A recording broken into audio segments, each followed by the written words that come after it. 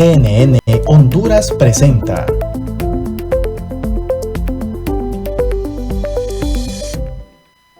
El siguiente programa es clasificación C, para mayores de 18 años.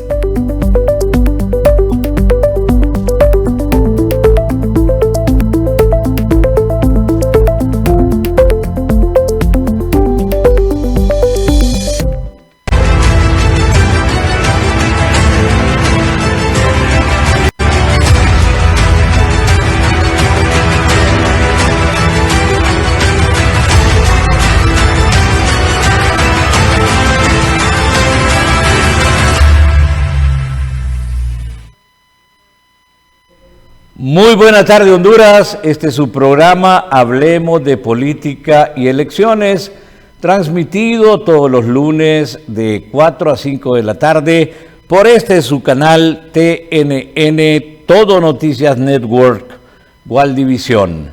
Sean gratamente bienvenidos, reitero, a su segundo programa que estamos desarrollando el día de hoy y vamos a desarrollar el día de hoy. En breve presentaré a la persona que he invitado, una profesional del derecho con experiencia política electoral en varias dependencias del Estado. Y recordarles que este espacio es parte de un compromiso del canal, de la familia que tiene este canal, los Curwan Paz, en el sentido de crear un espacio para construir ciudadanía democrática.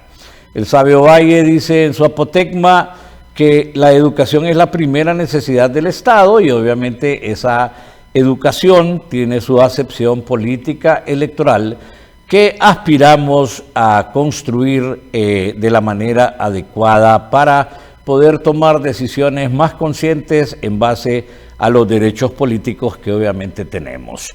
En ese sentido, este espacio televisivo busca comentar o fomentar y encontrar con nuestros invitados e invitadas, donde vamos a encontrar y a procurar siempre tener paridad y alternancia, de acuerdo a la gestión de la ley electoral, desde la ley misma, no dando los primeros puntos desde la interpretación antojadiza, ideologizada e instrumentalizada, sino desde la ley como el ideal, contrastado contra la práctica política, y digo práctica política porque la política es ciencia.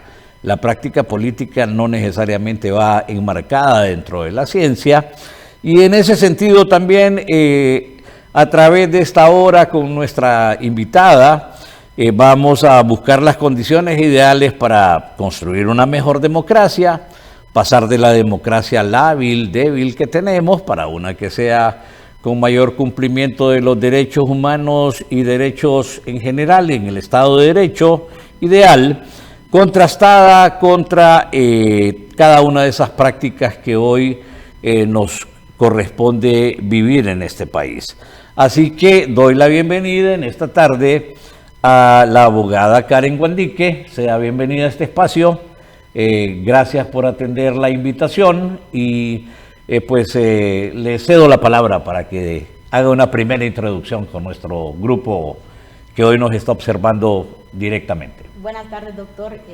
Para mí es un verdadero placer compartir este espacio con usted, espacio por el cual le felicito.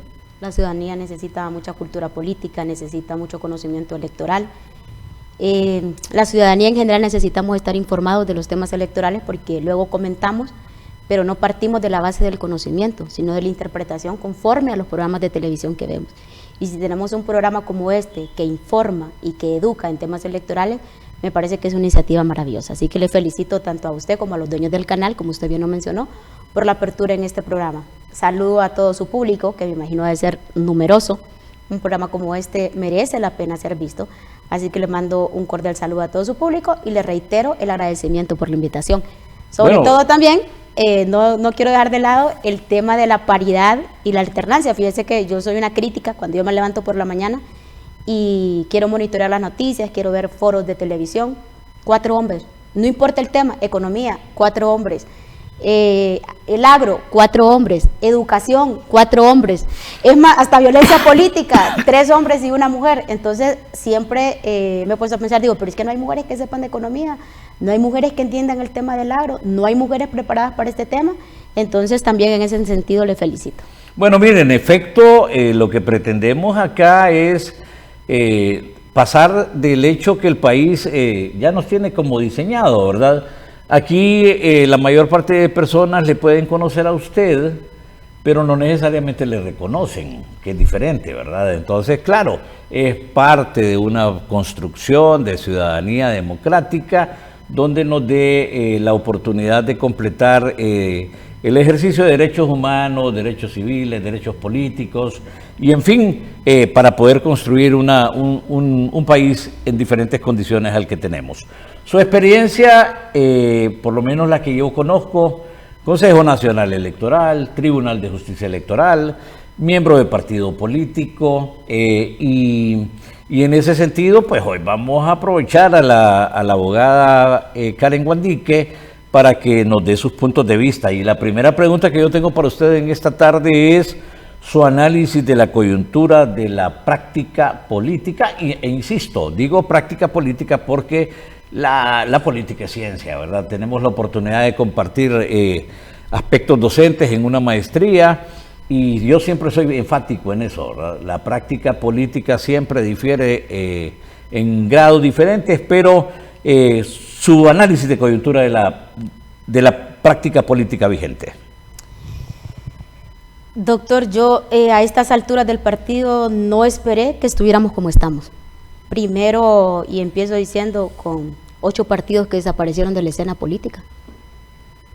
Cosa impensable, pensamos que para que un partido pudiera desaparecer era cuando, o ser desinscrito o cancelarle su inscripción, como le querramos llamar, cuando no obtenía al menos un diputado, un alcalde o el 2% de la votación del nivel presidencial.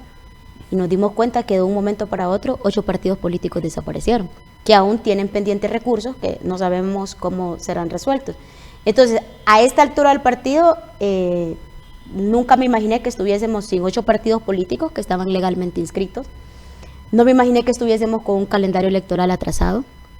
Tampoco me imaginé que estuviésemos con partidos políticos de oposición que no saben para dónde van, que no se pronuncian contundentemente sobre lo que ocurre, sobre lo que está ocurriendo, y claramente con lo que ocurre en el Consejo Nacional Electoral, y con un partido en el gobierno también que tiene sentada una posición intransigentes ambos. Yo, lo comentaba antes de entrar al aire, y me parece que, si bien es cierto, hay un tema legal que podemos discutir, que podemos argumentar, que usted me puede presentar su posición y yo le puedo presentar la mía. Me parece que esto ya no está en el terreno legal, ya no está en la arena legal, porque ninguno va a aceptar que legalmente el otro tiene la razón. Me parece que es un panorama un poco turbio para el país, porque en este momento, si a mí me lo pregunta, de seguir como estamos en el horizonte, yo no visualizo elecciones generales.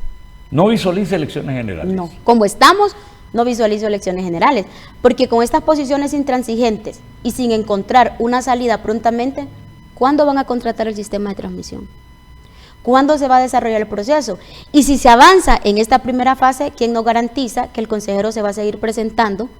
Una vez, si esto se avanza, porque las 2 consejeras logran avanzar esta primera parte, ¿quién nos garantiza que por el hecho de que ellas avanzaron sin el aval del consejero, el consejero vaya a seguir recorriendo el camino del calendario electoral?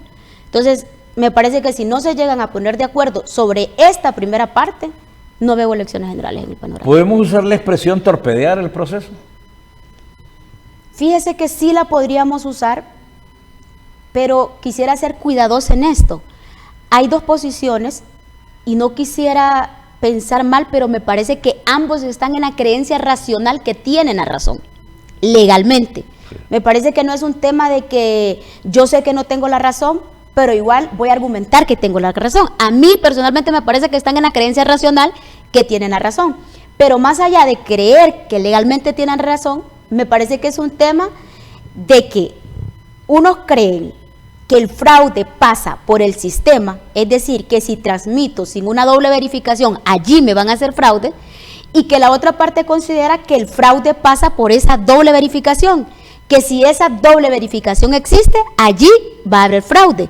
Entonces, cuando hay dos partes que están creyendo que el fraude pasa o el fraude lo determina si existe o no una doble verificación, ninguno de los dos va a dar su brazo a torcer. Y aprovechemos ese espacio que usted nos abre en este momento. Usted tuvo experiencia desde la capacitación electoral, ¿verdad? En el Consejo Nacional Electoral.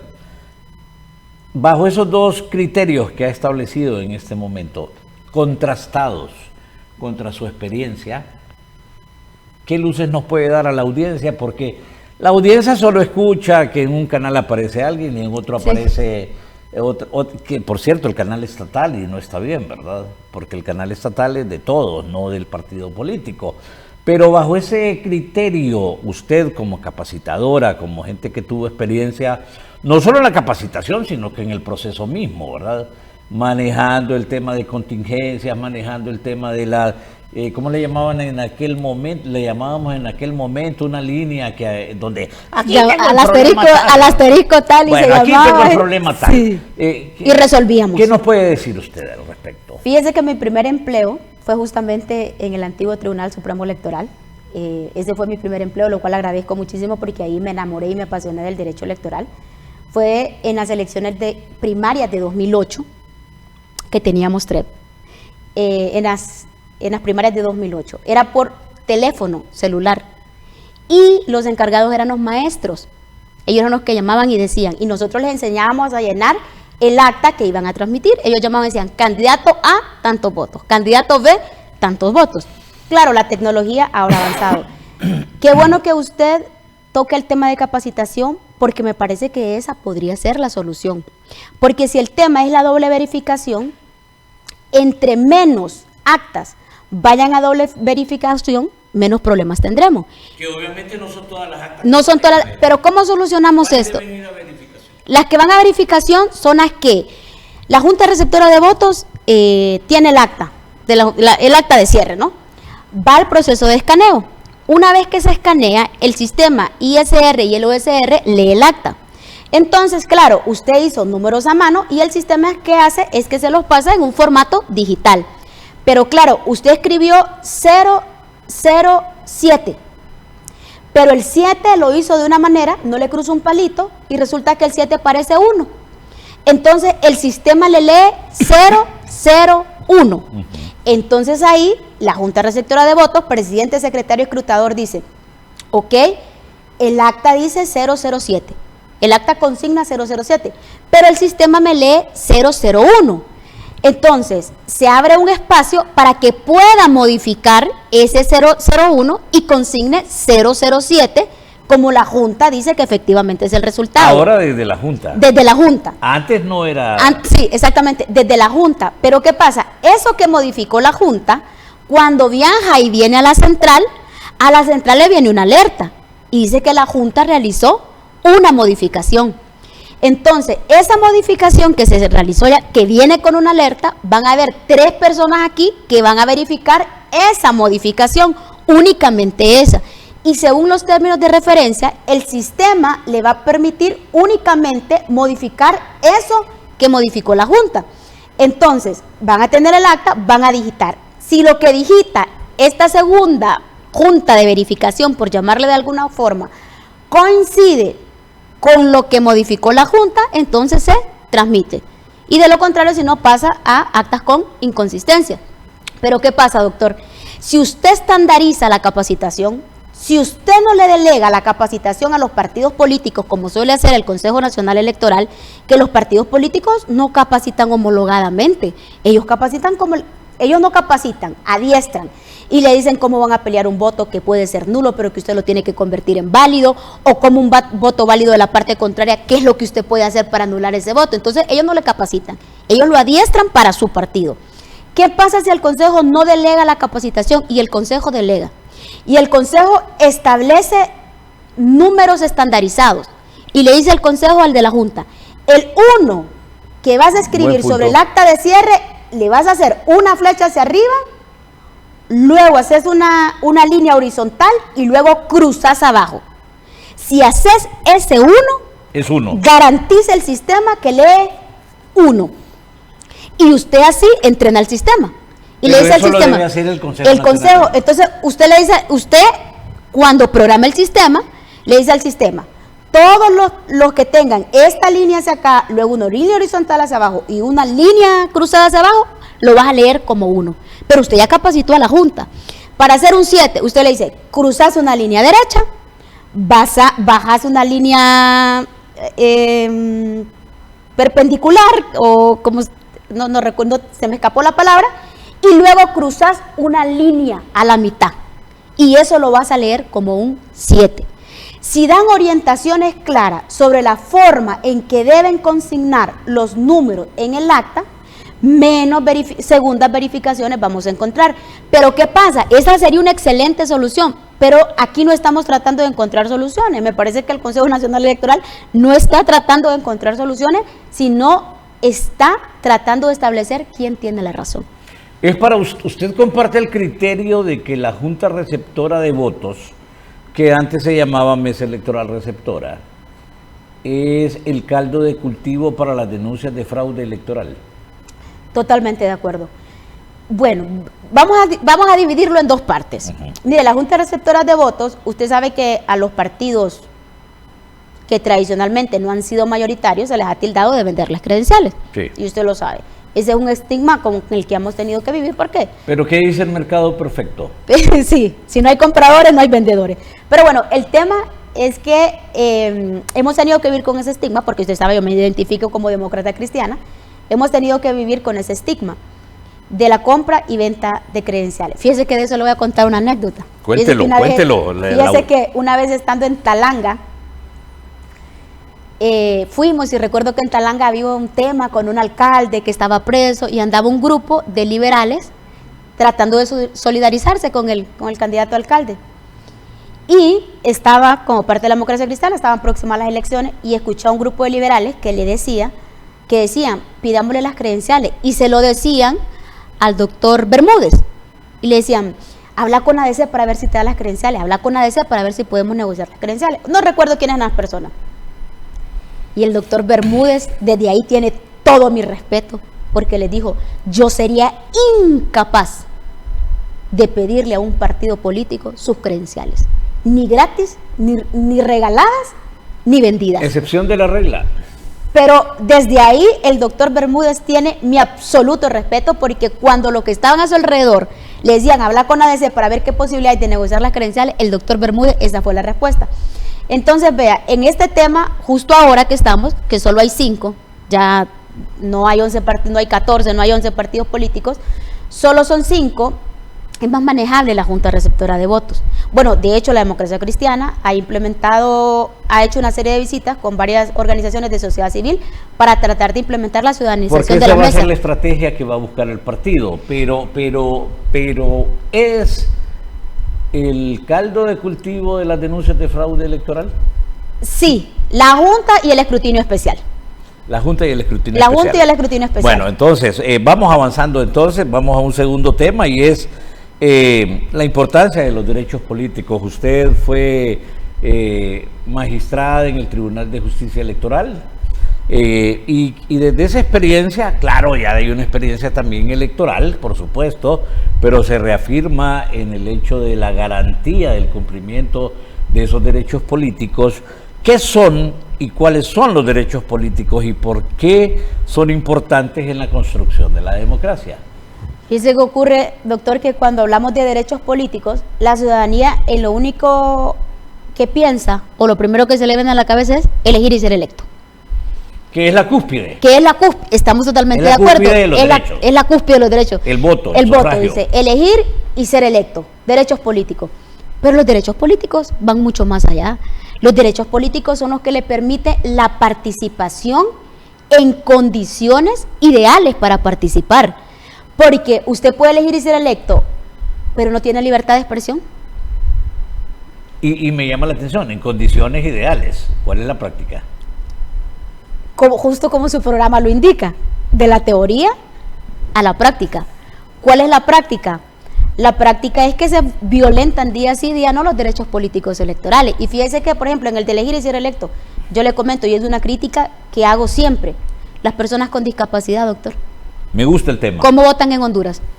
Me gusta el tema. ¿Cómo? Sin condiciones de inclusión. No, es que es imposible que una persona con discapacidad motriz pueda votar en el país. Fíjese que en el centro de votación que me toca votar a mí es de 3 plantas. Y si a mí me ocurriera un accidente, que me enyesaran un pie que o que me discapacitara temporalmente para movilizarme, yo no podría votar. No hay manera de que suba 3 pisos por las gradas para poder ejercer el derecho al voto. Imagínense, y ese es un ejemplo sencillo. Las personas que tienen discapacidad visual, ¿cómo lo ejercen? Fíjense que en 2013 hubo un ensayo que utilizaron plantillas para no videntes. Hubo un proyecto piloto. No se sabe cuánto las utilizaron, no se sabe si pudieron utilizarlas, no hay un informe que establezca cuál fue el costo-beneficio. En 2017 implementaron un proyecto piloto de voto en casa, no se sabe cuántos votaron, cuál fue el costo-beneficio, si se puede volver a implementar. Entonces, ¿usted sabe en el Consejo en esa experiencia del 2017? No, porque era candidata a diputada. Ya había salido. No, era candidata a diputada. No, siempre me llamaron para participar, ¿no? Sí, pero como era candidata a diputada, entonces no podía trabajar en el Consejo. Sí, es entendible. Y entonces, ¿cómo nos ayudan los derechos políticos a construir una mejor democracia?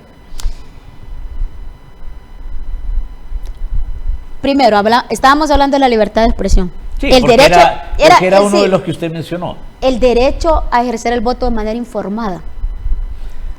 No es lo mismo, doctor, que yo vaya a votar sin saber nada. No es lo mismo que yo vaya a votar porque te escuché la cancioncita, porque te vi en un programa, a votar de manera informada. Informada verazmente. Porque hay información, pero puede que sea información falsa. La ciudadanía tiene derecho a una información. ¿Los partidos políticos están informando a la ciudadanía al respecto? No, hemos caído en un embudo, en un círculo vicioso, y es un camino, no les sabría decir sin retorno, pero el sistema construido para los partidos políticos, y le voy a explicar. Mire, yo tengo una propuesta, una excelente propuesta, y la cuento en mi casa. En 2017 yo fui candidata a diputada. Tenía una propuesta maravillosa. Les decía, en ese tiempo se hacía examen de admisión para la Universidad Nacional Autónoma. Y había muchos jóvenes que se quedaban fuera, porque la educación pública, al no ser de calidad, hacía que cuando usted hiciera el examen de admisión, usted se quedara fuera del sistema. Entonces, te quedabas fuera del sistema, ¿y qué hacías? Y sos una persona de escasos recursos que no podías ir a una universidad privada a estudiar. Entonces, ¿qué hacías? Entonces, yo proponía que hubiesen escuelas de formación técnica y tecnológica en cada municipio del país, para aquellos jóvenes que no tenían acceso a la educación formal, y era una buena propuesta. Yo estaba dispuesta a hacer lo que tuviera que hacer por esa propuesta. Invertí los recursos de mi peculio personal, intenté llegar al Congreso y no lo logré. No lo logré. Y entonces votamos por propuestas, pero le digo a mi mamá, porque a mi mamá lo hablo, y le digo, ¿y si hubiese sido una tiktokera, mami? Le digo, ¿y si yo hubiese bailado? Si hubiese bailado punta. Pero no había TikTok en ese momento. Pero vea. Pero bueno, eventualmente. ¿Y si fuese una tiktokera? ¿Y si contara chistes en TikTok? ¿O hiciera cualquier de estos temas en TikTok? O hiciera natación o deporte. Si fuese tiktokera, mire, la natación en TikTok no le va a llamar la atención, doctor. En TikTok ya sabemos lo que llama la atención.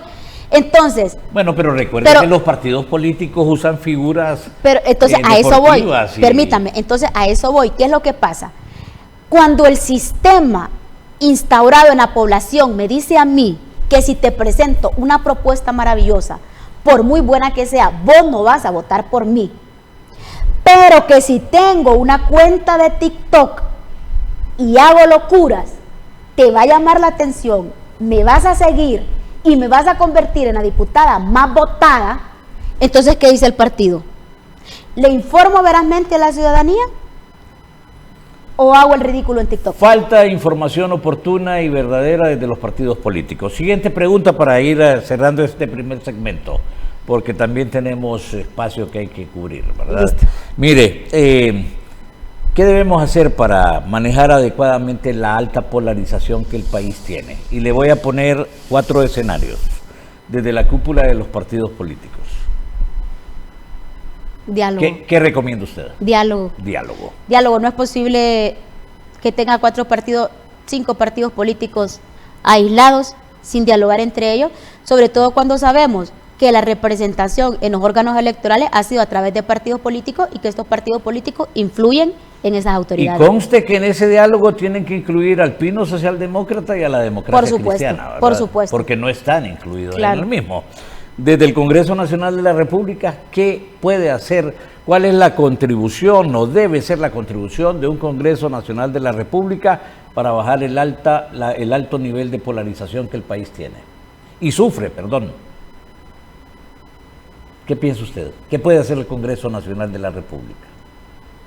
¿Por qué cree que me he quedado callada?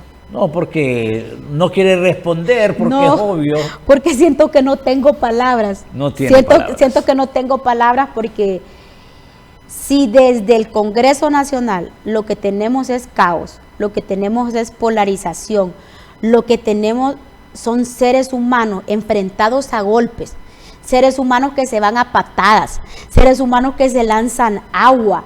Si en cada sesión usted lo que tiene ahí adentro es la guerra, ¿cómo podemos esperar que se comporte el resto de la población? Y me dice, ¿y qué podemos hacer desde el Congreso?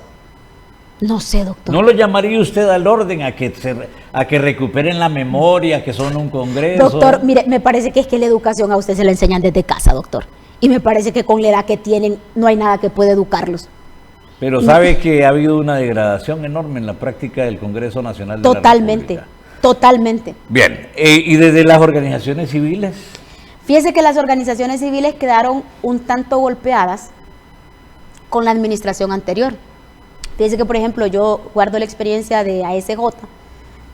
Yo trabajé antes en la Dirección General de Servicio Civil y nosotros realizamos un concurso de directores departamentales, que ASJ nos acompañó. Y mire, fue un acompañamiento duro, porque nos exigían muchísimo, nos exigían mucho, nos exigían el cumplimiento de cada ítem, y ASJ jugó un papel fundamental, aunque muchas veces nosotros nos quejábamos, porque de verdad que fue muy duro ASJ en ese concurso, porque lo que se pretendía es que el concurso fuera absolutamente apolítico, que las personas que quedaran fueran las que cumplieran con la puntuación, y de hecho, a manera paradójica le voy a decir que en la tierra del doctor Oliva, presidente del Congreso, el director departamental era uno de Libre. Y en la tierra de Gladys Aurora, que también era, creo que, vicepresidente del Congreso, el director departamental era una persona de Libre, ¿no? Entonces, y eso creo que le dio credibilidad al concurso, porque entonces no se veía que era un concurso politizado. Pero ¿qué pasa ahora con ASJ? Pasó eso en este gobierno, pero quedó tan estigmatizado que estaba del lado de cierto partido político, que ahora a ASJ no se le toma en cuenta, y creo que eso lo ha sufrido varias instituciones de sociedad civil, que quedaron estigmatizadas y que ahora no tienen credibilidad. No diría la suficiente voz, sino no tienen la suficiente fuerza que tenían antes. Bueno, y el último, antes de irnos al segmento de la pausa, porque ya producción nos ha hecho la señal. ¿Y qué puede hacer la ciudadanía, especialmente aquellos 4 a 5 de cada 10 que las encuestas vienen diciendo que no son de ninguno de los 3 partidos políticos que están en la crisis electoral del CNE, pero tampoco son Democracia Cristiana ni Pino? Lo mejor que pueden hacer para salvar este país es votar con conciencia. Votar con conciencia. Y creo que ellos en este momento están llamados para jugar un papel fundamental en las siguientes elecciones. Y la conciencia implica pedir también que le informen, que le eduquen. Doctor, que se informen. Si nadie te va a educar, porque aparte a nadie le interesa tener un pueblo educado. Muy buen punto. Si no te interesa tener un pueblo educado, ya sabes que nadie te va a ir a educar, pero te podés educar por vos mismo. Entonces creo que tienen que ejercer un voto informado, creo que tienen que pensar bien a la hora de ejercer el sufragio. Creo que hay muchísimas caras nuevas, doctor. Más que la canción, que se informen. Que se informen. Bien, es tiempo para irnos a una pausa y ya volvemos a su programa Hablemos de Política y de Elecciones por televisión TNN Televisión Network. Television Network.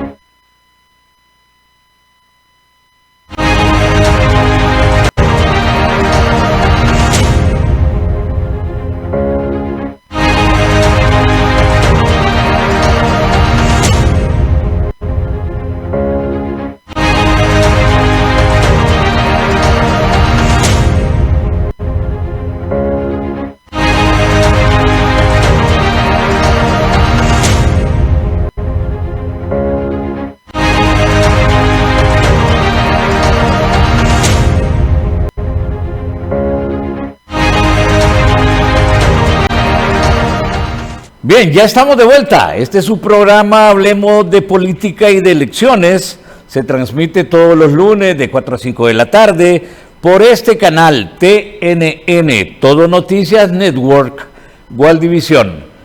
Abogada, vamos a nuestro segundo segmento de la tarde.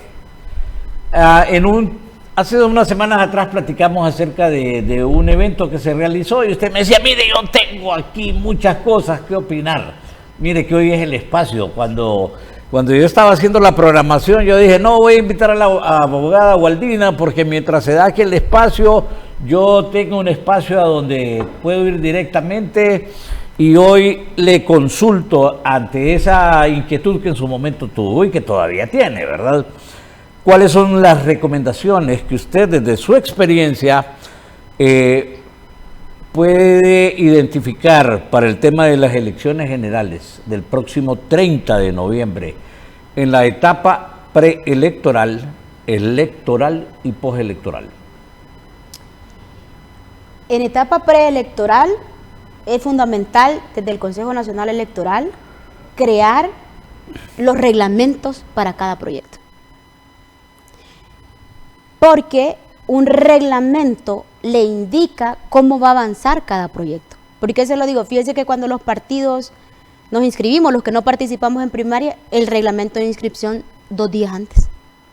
Además que había cambiado la norma con el 2021. Claro, había cambiado la norma y el reglamento 2 días antes. Y no es que cambió la norma, cambió el procedimiento administrativo. El procedimiento administrativo. Pero ¿qué pasa? Imagínese que usted tiene listas sus planillas para presentarlas, pero 2 días antes de presentarlas le emiten un reglamento y resulta que usted no ha levantado sus nóminas, no ha construido sus planillas conforme a ese reglamento que le dieron 2 días antes.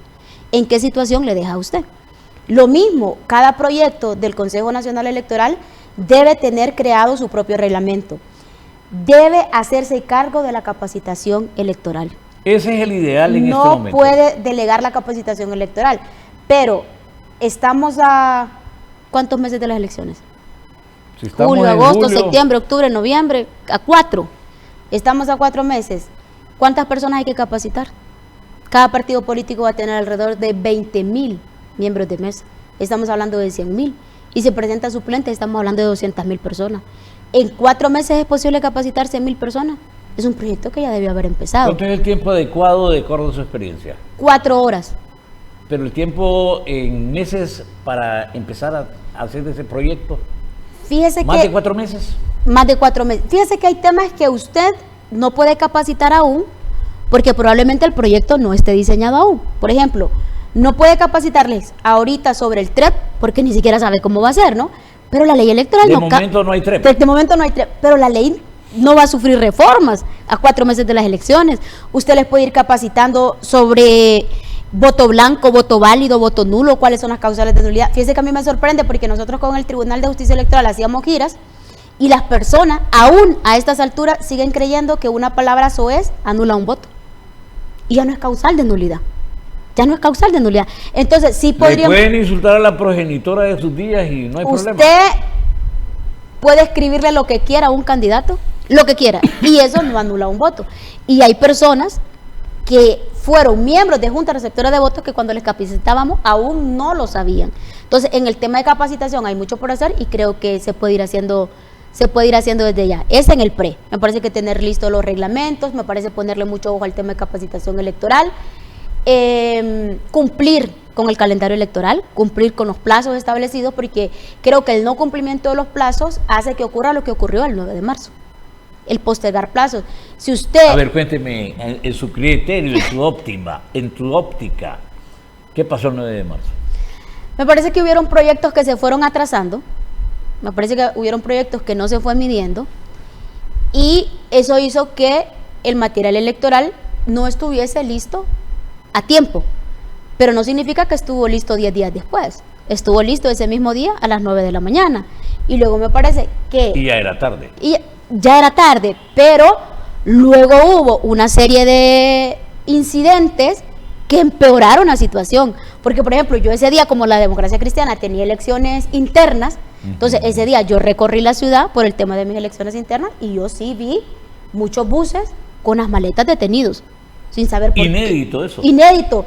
Entonces creo que no es un solo elemento lo que causó, lo que produjo el 9 de marzo, creo que fueron muchos elementos juntos. ¿A su juicio planificado ese detalle? ¿O generación espontánea? Me resisto me resisto a creer que hubiese una planificación de tal magnitud. Me resisto, no digo que es imposible, digo que me resisto a creerlo.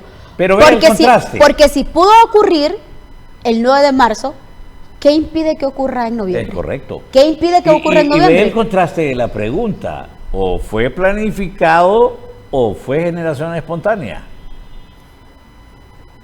La sonrisa ya me contestó. Bueno, es que hay tantos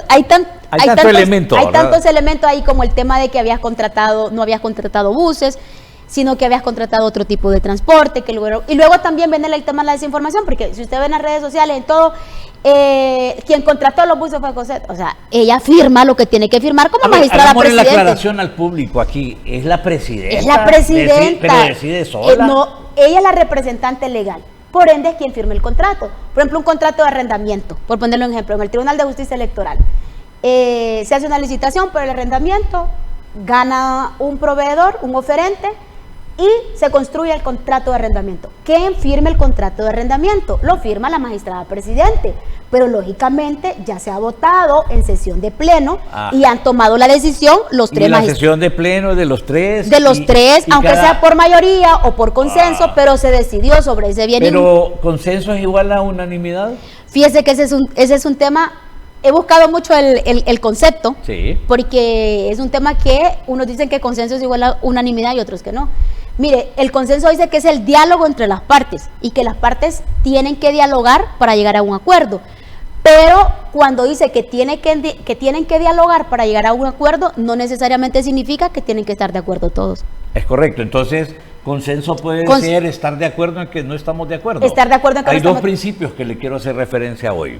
Primero, si usted y yo estamos pensando igual en este programa, hablemos de política y de elecciones, probablemente tengamos un problema desde el punto de vista administrativo. Uno de los dos no está pensando, ¿verdad? ¿Se ha fijado usted cuando le toca dar clase y usted le pregunta, ¿y usted qué dice? No, lo mismo que el compañero o la compañera, ¿verdad? Y el segundo, que es otro problema también de país, es ponernos de acuerdo en lo que no estamos de acuerdo. Entonces, y la presidencia del Consejo Nacional Electoral va a rotar en septiembre, porque rota en cada uno de los tres. Entonces, ¿y en la etapa postelectoral? Doctor, pero también ahí quisiera hacer, cuando no nos podemos poner de acuerdo, ajá, ¿qué pasa? Cuando si no son tres. Sí, entonces el artículo 20 de la ley dice que las decisiones en el Consejo se toman por mayoría. Y también me parece que la ley amarre a la unanimidad un tema dentro del Consejo Nacional Electoral es contraproducente para la democracia. Okay. Es contraproducente para la democracia porque entonces, si sabemos que ese es el candado, que ahí nos podemos empantanar, lo hago. Si la ley me obliga a la unanimidad para un tema, con que yo diga, no quiero, no me presento a sesión, voto en contra. Y entonces, porque una persona no está de acuerdo o porque tengo diversa opinión contigo, no hay elecciones. Se paró el calendario, no hay TREP, no hay elecciones, porque la ley establece consenso y como no hay consenso, no hay elecciones. Y hoy hay uno de los consejeros propietarios, pero también se han sumado los suplentes.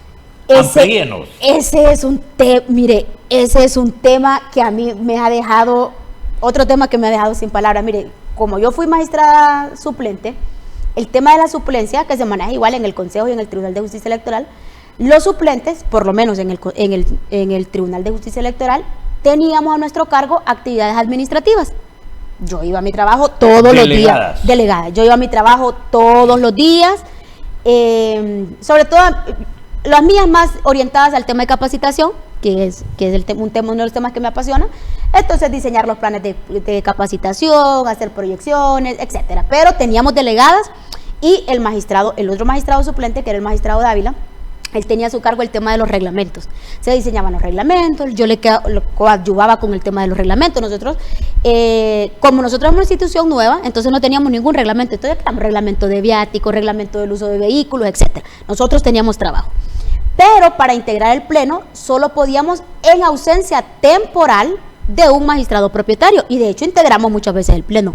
Pero a mí, Karen Guandique, jamás se me hubiese ocurrido que me pudieran hacer una convocatoria, el pleno, por ausencia de un magistrado. Y negarse. Y que yo pudiese responder no, porque lo que van a decidir es ilegal. No lo concibo. No lo consigo, me parece que esa no es la función de los magistrados suplentes.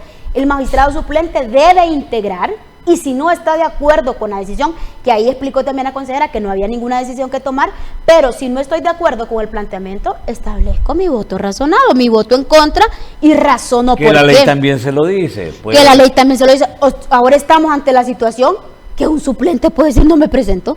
Y otra cosa más, le voy a decir que hoy escuché, él dice, nadie está obligado.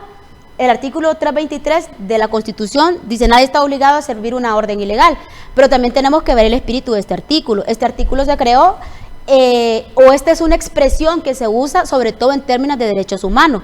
Por ejemplo, cuando un dictador te obliga a disparar contra una población. O sea, en temas de derechos humanos nadie está obligado a seguir una orden ilegal. Ese es el espíritu.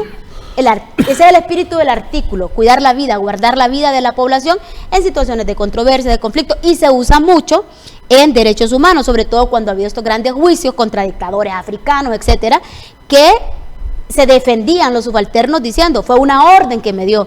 Entonces el Tribunal Penal Internacional, la Corte Internacional de Derechos Humanos le dice, no estabas obligado a seguir una orden ilegal, cuidando la vida de los ciudadanos.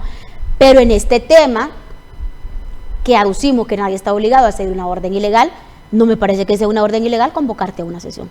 Y todavía hubo una comparecencia de alguien que ni siquiera había sido invitado a comparecer.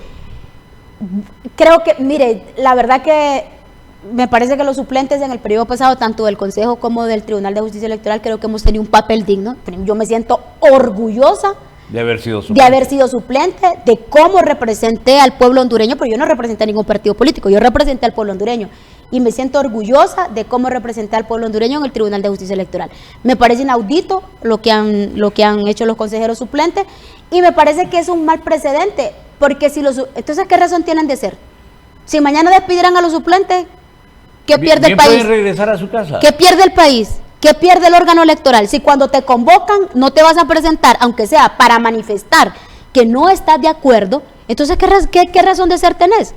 Si, como dijo la consejera, tampoco creo que las funciones que les asignen sean supremamente magnas, que no las puede desarrollar otro empleado del Consejo Nacional Electoral. O sea, estás ahí justamente para esto, para que cuando hay un conflicto, para que cuando un magistrado propietario no pueda integrar una sesión, integres como suplente. Pero si ni eso vas a hacer, ¿qué sentido tiene que estar ahí? ¿Cuál es una de las soluciones que ustedes podrían plantear hoy aquí en el programa? Hablemos de política y elecciones en relación a esto.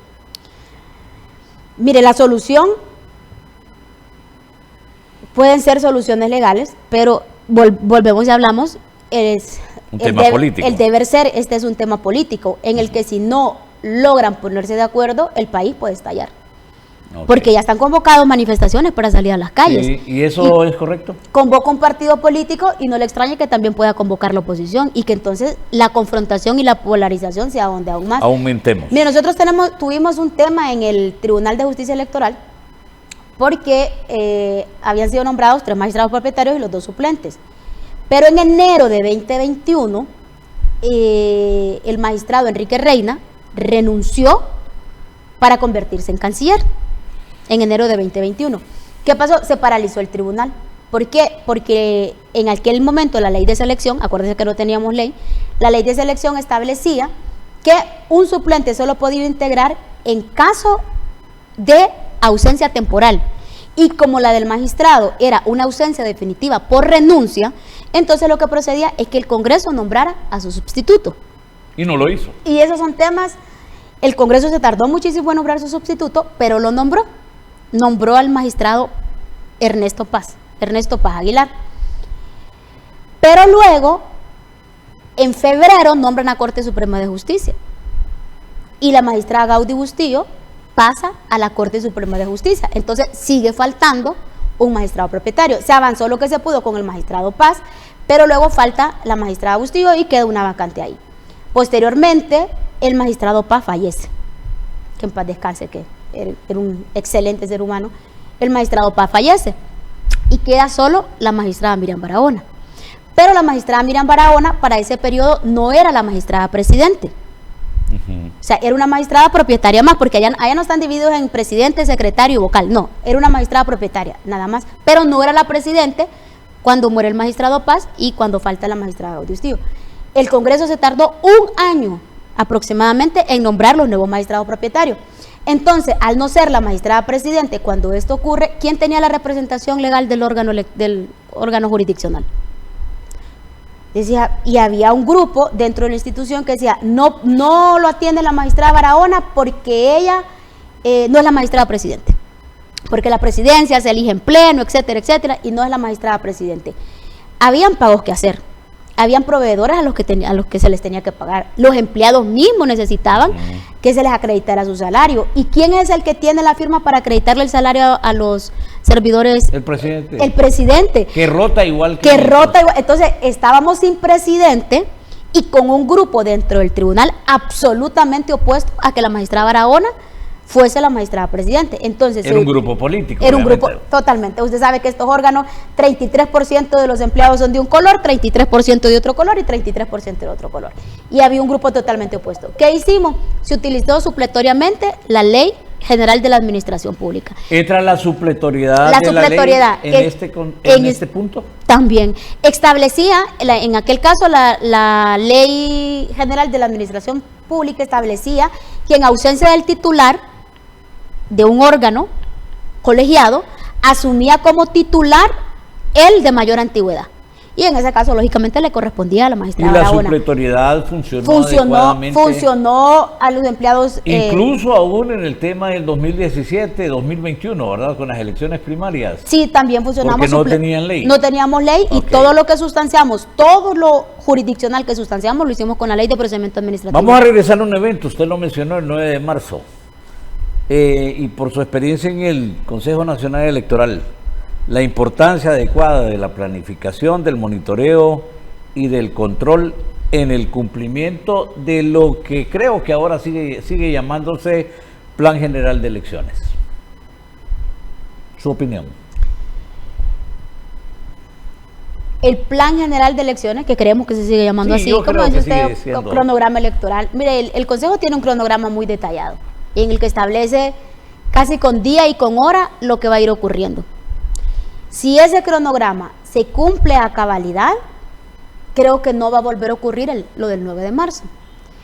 Pero si ese cronograma por alguna razón no se cumple, puede ocurrir lo del 9 de marzo o incluso peor.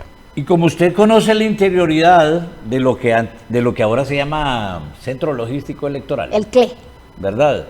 Es fácil entrar ahí y es fácil salir así como salieron el 9 de marzo. No. Por ejemplo, nosotros cuando presentamos nóminas para participar en las generales, mandamos la lista de personas que íbamos a asistir. El nombre, el apellido, el número de documento nacional de identificación. Usted llega ahí en su coche, le hace una revisión, le piden el documento nacional de identidad. Igual cuando realizamos nuestras elecciones internas, que la Democracia Cristiana realizó elecciones internas, cuando fuimos a recoger el material electoral que nos prestó el Consejo, igual tiene que darlo. Le costó entrar y le costó salir. Exactamente, porque cuando sale, Por ejemplo, nos habían prestado las maletas electorales, firmamos un acta de recepción de las maletas electorales y claro, a la hora de salir, los carros que traíamos las maletas electorales, primero, para entrar tuvimos que dar la lista de quienes íbamos y cotejar una lista, etcétera. Y una vez ya para salir, entonces, ¿qué es lo que lleva? Entonces, ¿cuántas lleva usted? 10. ¿Y cuántas le prestaron? Tanta. Ok, entonces salieron 10. Y el siguiente carro hasta completar el número de las que nos habían prestado. Entrar al CLE. Condiciones que no se dieron el 9 de marzo, curiosamente. Curiosamente. Ok.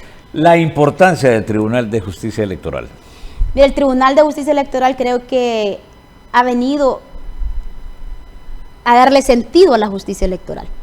Porque usted recuerda que cuando no existía el Tribunal de Justicia Electoral, todas las decisiones que tomaba el antiguo Tribunal Supremo Electoral, la única vía que quedaba era el recurso de amparo ante la Corte Suprema de Justicia, que dicho sea de paso no era expedito, podían tratarse 2, 3, 4 años en resolver. Y no sigue siendo expedito. Y no sigue siendo expedito, y en el contexto electoral ya no tenía ningún sentido la sentencia, porque el acto ya se había consumado de modo irreparable, no tenía ningún sentido.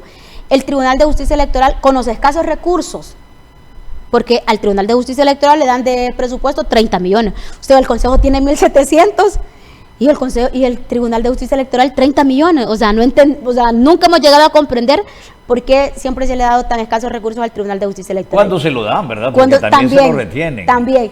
Pero fíjese que creo que el tribunal ha hecho una labor importante. Es un órgano que se construyó desde cero. Es una institución que se construyó desde cero. Se trató de construir lo mejor posible. A los candidatos se les ha dado un sentido de justicia. No sé si usted ha presenciado los recuentos jurisdiccionales que hace el tribunal. Estuve en una capacitación. Los recuentos jurisdiccionales son públicos, el interesado puede llegar, le muestran el voto, usted puede darle seguimiento, usted puede seguir. Se cumplen los plazos, se cumple el plazo para emitir una sentencia de 30 días, la cual únicamente puede extenderse 15 días más, y es un plazo que se cumple o se cumple. ¿Usted es del criterio que el Tribunal de Justicia Electoral debe ser la última y la única instancia de derecho en el país, contrario a aquello del artículo 316 constitucional de la Sala Constitucional? Fíjese que una vez estuve en una capacitación y estaba en ese debate, porque justo solo los que no se podían poner de acuerdo, ¿no?, sobre si era la última y la única.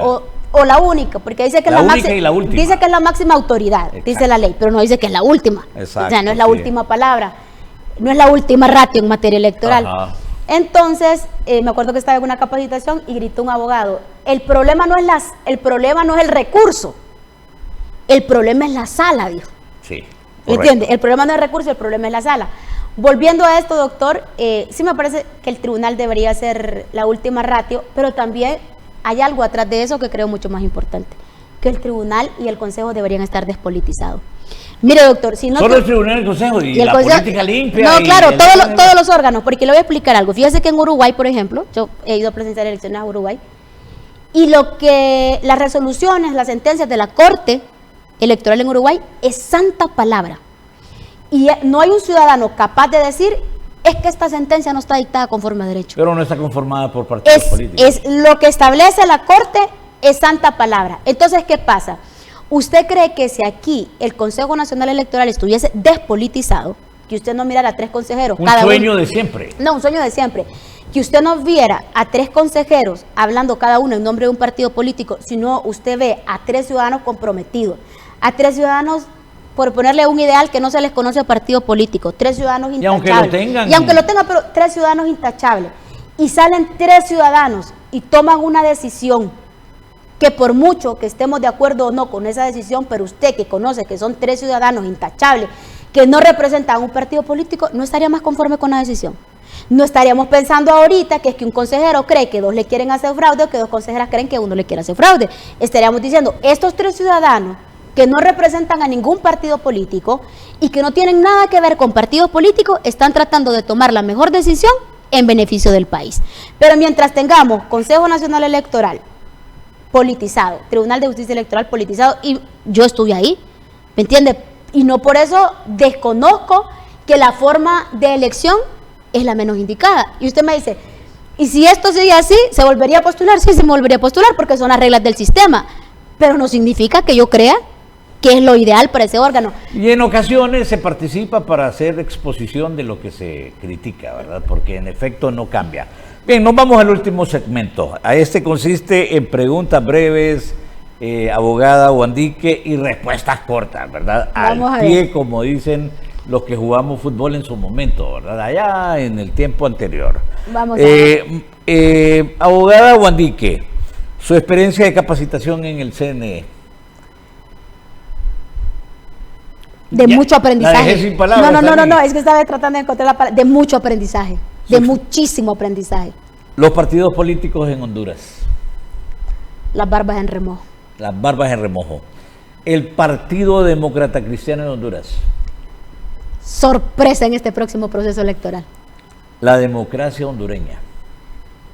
En crisis. La elección general del próximo 30 de noviembre de 2025. En riesgo.